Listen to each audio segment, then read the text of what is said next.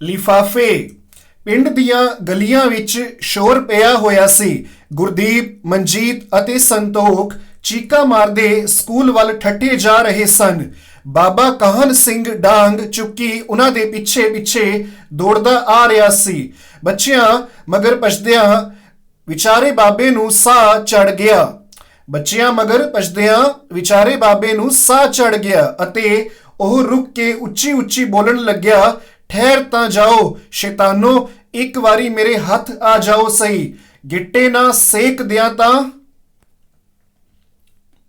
ਬੇਬੇ ਕਰਤਾਰੀ ਨੇ ਹਿੰਮਤ ਕਰਕੇ ਪੁੱਛਿਆ, ਕਿਉਂ ਐਵੇਂ ਸ਼ੁਕਦਾ ਪਿਆ ਏ? ਆਹ ਤੇਰੀ ਉਮਰ ਏ ਐਵੇਂ ਨਿਆਣਿਆਂ ਮਗਰ ਭੱਜਣ ਦੀ? ਬਾਬਾ ਗੁੱਸੇ ਨਾਲ ਬੋਲਿਆ, ਕਰਤਾਰੀਏ ਤੈਨੂੰ ਨਹੀਂ ਪਤਾ, ਘਰੋਂ ਤਾਂ ਸਕੂਲ ਭੇਜਿਆ ਸੀ। ਇਹਨਾਂ ਸਪੂਤਾਂ ਨੂੰ ਪਤਾ ਨਹੀਂ ਪਿੰਡ ਦੀਆਂ ਗਲੀਆਂ ਵਿੱਚੋਂ ਕੀ ਖੇ ਸਵਾ ਚੁਗਦੇ ਫਿਰਦੇ ਐ। ਬੇਬੇ ਨੇ ਰੋਕਿਆ, ਬਹੁਤਾ ਗੁੱਸਾ ਨਾ ਕਰ, ਕੱਚੀ ਬੁੱਧ ਹੈ ਇਹਨਾਂ ਦੀ, ਆਪੇ ਸਮਝ ਜਾਣਗੇ ਵੱਡੇ ਹੋ ਕੇ। ਪਰ ਬਾਬੇ ਦਾ ਗੁੱਸਾ ਕਿਵੇਂ ਠੰਡਾ ਹੋਣ ਵਾਲਾ ਸੀ। ਉਹ ਡਾਂਗ ਖੜਕਾਉਂਦਾ ਹੋਇਆ ਪੋਤਿਆਂ ਦੇ ਮਗਰੇ ਮਗਰ ਸਕੂਲ ਚਲਾ ਗਿਆ।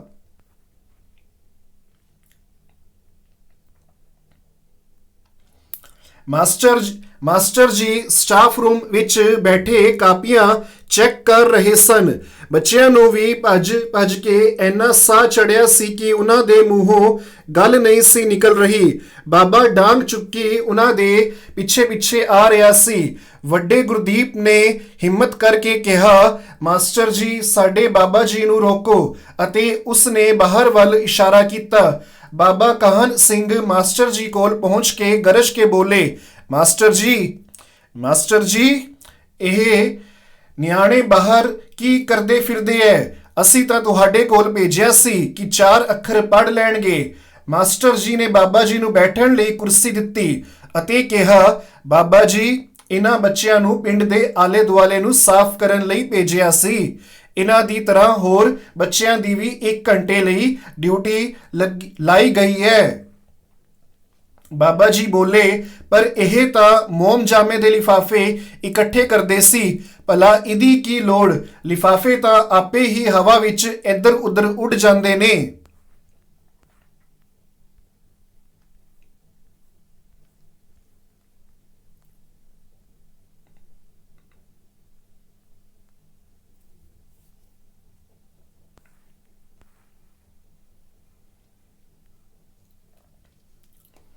ਮਾਸਟਰ ਜੀ ਨੇ ਬੱਚਿਆਂ ਨੂੰ ਬੈਠਣ ਦਾ ਇਸ਼ਾਰਾ ਕੀਤਾ ਅਤੇ ਕਹਿਣ ਲੱਗੇ, ਬਾਬਾ ਜੀ ਤੁਹਾਨੂੰ ਤਾਂ ਪਤਾ ਹੈ ਇਹ ਪਲਾਸਟਿਕ ਦੇ ਲਿਫਾਫੇ ਸਾਰੇ ਵਾਤਾਵਰਣ ਨੂੰ ਦੂਸ਼ਿਤ ਕਰਦੇ ਹਨ।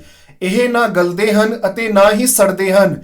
ਉੱਡ ਕੇ ਇਹ ਨਾਲੀਆਂ ਵਿੱਚ ਚਲੇ ਜਾਂਦੇ ਹਨ ਅਤੇ ਪਾਣੀ ਦਾ ਰਸਤਾ ਰੋਕ ਦਿੰਦੇ ਹਨ। ਨਾਲੀਆਂ ਦਾ ਗੰਦਾ ਪਾਣੀ ਗਲੀਆਂ ਵਿੱਚ ਇਕੱਠਾ ਹੋ ਜਾਂਦਾ ਹੈ ਅਤੇ ਫਿਰ ਸਭ ਪਾਸੇ ਸੜਾਂਦ ਮਾਰਦਾ ਹੈ। ਓਹੋ, ਹੁਣ ਸਮਝ ਆਈ ਕਿ ਪਿੰਡ ਦੀਆਂ ਨਾਲੀਆਂ ਬੰਦ ਕਿਉਂ ਰਹਿੰਦੀਆਂ ਨੇ।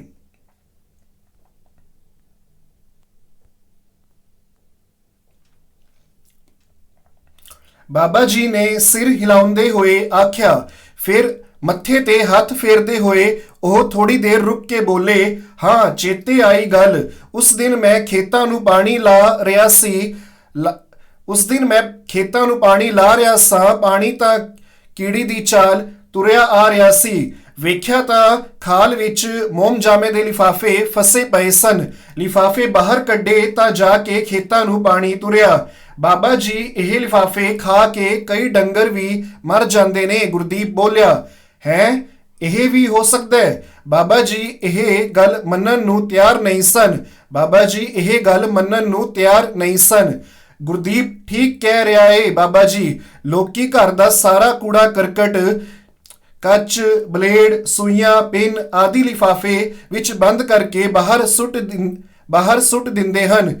ਡੰਗਰ ਭੋਜਨ ਦੀ ਤਲਾਸ਼ ਕਰਦੇ ਇਹ ਲਿਫਾਫੇ ਖੋਲ ਲੈਂਦੇ ਹਨ ਅਤੇ ਕੱਚ ਤੇ ਬਲੇਡ ਵਰਗੀਆਂ ਤਿੱਖੀਆਂ ਚੀਜ਼ਾਂ ਦੁਆਰਾ ਜ਼ਖਮੀ ਹੋ ਜਾਂਦੇ ਹਨ।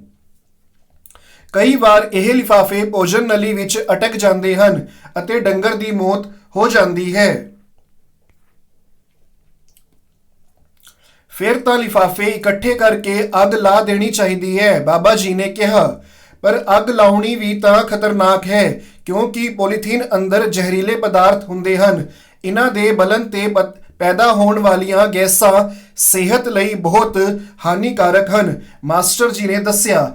ਤਾਂ ਫਿਰ ਇਹਨਾਂ ਲਿਫਾਫਿਆਂ ਨੂੰ ਜ਼ਮੀਨ ਹੇਠਾਂ ਦੱਬ ਦਿਓ ਜਾਂ ਨਹਿਰ ਵਿੱਚ ਹੀ ਸੁੱਟ ਦਿਓ, ਬਾਬਾ ਜੀ ਖਿੱਚ ਕੇ ਬੋਲੇ। ਜ਼ਮੀਨ ਹੇਠਾਂ ਦੱਬ ਦਿਆਂਗੇ ਤਾਂ ਮਿੱਟੀ ਦੀ ਉਪਜਾਊ ਸ਼ਕਤੀ ਘਟ ਜਾਵੇਗੀ, ਕਿਉਂਕਿ ਇਹ ਗਲਦੇ ਤਾਂ ਹੈ ਨਹੀਂ।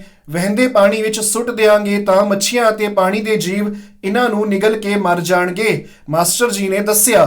ਤਾਂ ਤੇ ਇਹ ਕਦੇ ਮੁੱਕਣ 'ਚ ਹੀ ਨਹੀਂ ਆਉਣਗੇ। ਬਾਬਾ ਜੀ ਬਹੁਤ ਬੇਚੈਨ ਹੋ ਰਹੇ ਸਨ।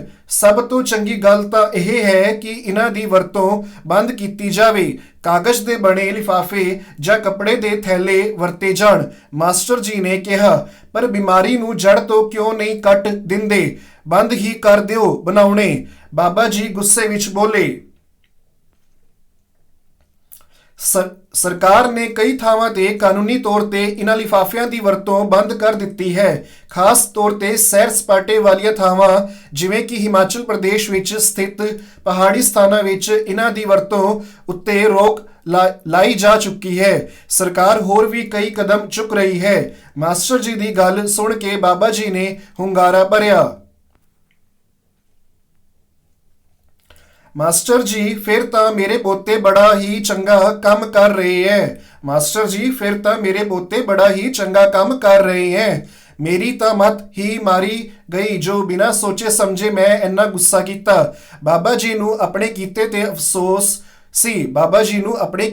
ਅਫਸੋਸ ਸੀ। ਹੁਣ ਉਹਨਾਂ ਦੇ ਪੋਤਿਆਂ ਦੇ ਚਿਹਰਿਆਂ ਤੇ ਮੁਸਕਰਾਹਟ ਝਲਕ ਰਹੀ ਸੀ। ਬਾਬਾ ਜੀ ਨੇ ਪੋਤਿਆਂ ਦੇ ਸਿਰਾਂ ਉੱਤੇ ਹੱਥ ਫੇਰਿਆ ਅਤੇ ਜਾਣ ਲਈ ਤਿਆਰ ਹੋ ਗਏ। ਜਿਵੇਂ ਹੀ ਉਹ ਸਕੂਲ ਦੇ ਗੇਟ ਤੋਂ ਬਾਹਰ ਨਿਕਲੇ, ਕਈ ਹੋਰ ਬੱਚੇ ਮੋਮੀ ਲਿਫਾਫਿਆਂ ਨਾਲ ਭਰੀਆਂ ਬੋਰੀਆਂ ਨੂੰ ਰੱਸੀਆਂ ਨਾਲ ਘਸੀੜਦੇ ਗੇਟ ਕੋਲ ਆ ਖੜੇ। ਬਾਬਾ ਕਾਹਨ ਸਿੰਘ ਦੇ ਮੂੰਹੋਂ ਅਚਨਚੇਤੀ ਨਿਕਲਿਆ, ਸ਼ਾਬਾਸ਼ ਮੁੰਡਿਓ, ਆਹ ਤਾਂ ਬੜੀ ਵੱਡੀ ਮੱਲ ਮਾਰੀ ਹੈ ਅੱਜ। ਅਤੇ ਉਹਨਾਂ ਦੇ ਸਿਰਾਂ ਤੇ ਹੱਥ ਫੇਰਦੇ ਉਹ ਖੇਤਾਂ ਵੱਲ ਤੁਰ ਪਏ।